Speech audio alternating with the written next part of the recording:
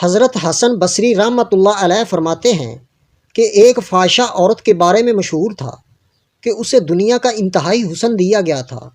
اس کی بدکاری بھی انتہا کو پہنچ چکی تھی۔ جب تک وہ 100 دینار نہ لے لیتی، اپنے قریب کسی کو نہ آنے دیتی۔ لوگ اس کے حسن کی وجہ سے اتنی بھاری رقم ادا کر کے اس کا قرب حاصل کرتے۔ ایک مرتبہ ایک عابد کی اس پر اچانک نظر پڑ گئی۔ اتنی حسین و جمیل عورت کو دیکھ کر وہ عابد اس کے عشق میں مبتلا ہو گیا اور اس نے ارادہ کیا کہ میں اس حسین و جمیل عورت کا قرب ضرور حاصل کروں گا۔ جب اسے معلوم ہوا کہ 100 دینار دیے بغیر میری یہ حسرت پوری نہیں ہو سکتی، تو اس نے مطلوبہ رقم حاصل کرنے کے لیے دن رات مزدوری کرنا شروع کر دی۔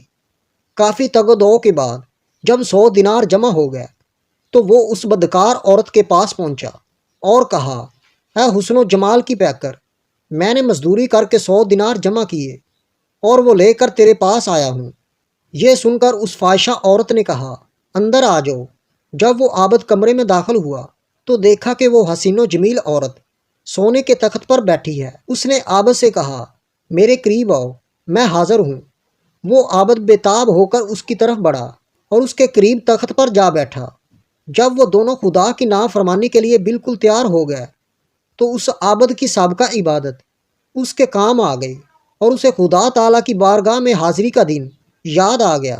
بس یہ خیال آنا تھا کہ اس کے جسم پر کپ کپی طاری ہو گئی، اس کی گناہ کی خواہش ختم ہو گئی اور اسے اپنے اس فعل بد کے ارادے پر بڑی شرمندگی ہوئی۔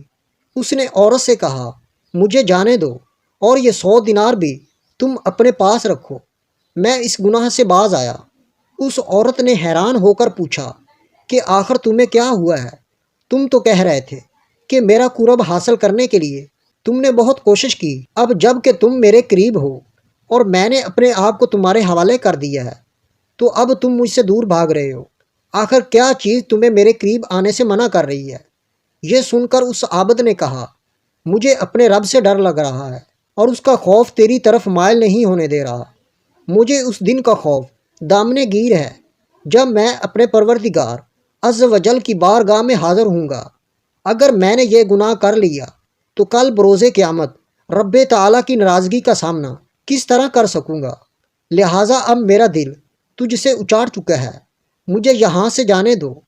عابد کی یہ باتیں سن کر فاحشہ عورت بہت حیران ہوئی اور کہنے لگی، اگر تم اپنی اس گفتگو میں سچے ہو تو میں بھی پختہ ارادہ کرتی ہوں کہ تمہارے علاوہ کوئی اور میرا شوہر ہرگز نہیں بن سکتا، میں تم سے ہی شادی کروں گی۔ عابد کہنے لگا، تم مجھے چھوڑ دو، مجھے بہت گھبراہٹ ہو رہی ہے۔ عورت نے کہا، اگر تم مجھ سے شادی کر لو تو میں تمہیں چھوڑ دیتی ہوں۔ عابد نے کہا، جب تک میں یہاں سے نہیں چلا جاتا اس وقت تک میں شادی کے لیے تیار نہیں۔ عورت نے کہا، اچھا ابھی تم چلے جاؤ، لیکن میں تمہارے پاس آؤں گی اور تم سے ہی شادی کروں گی۔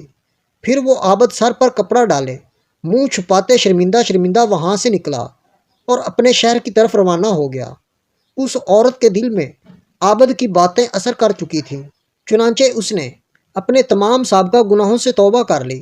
پھر اس نے اپنے شہر کو خیر باد کہہ دیا اور اس عابد کے بارے میں پوچھتی پوچھاتی بالآخر اس کے گھر پہنچ گئی۔ لوگوں نے عابد کو بتایا کہ فلاں عورت تم سے ملاقات کرنا چاہتی ہے۔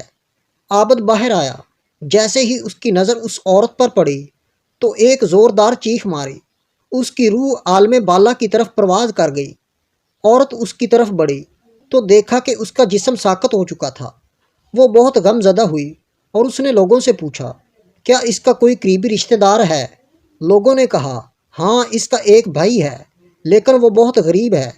یہ سن کر اس عورت نے کہا، میں تو اس نیک عابد سے شادی کرنا چاہتی تھی لیکن یہ تو دنیا سے رخصت ہو گیا ہے، اب میں اس کی محبت میں اس کے بھائی سے شادی کروں گی۔ چنانچہ اس عورت اور عابد کے بھائی کی شادی ہو گئی۔ اللہ تعالیٰ نے انہیں نیک اور صالح اولاد عطا فرمائی اور ان کے ہاں 7 بیٹے ہوئے، سب کے سب اپنے زمانے کے مشہور ولی بنے۔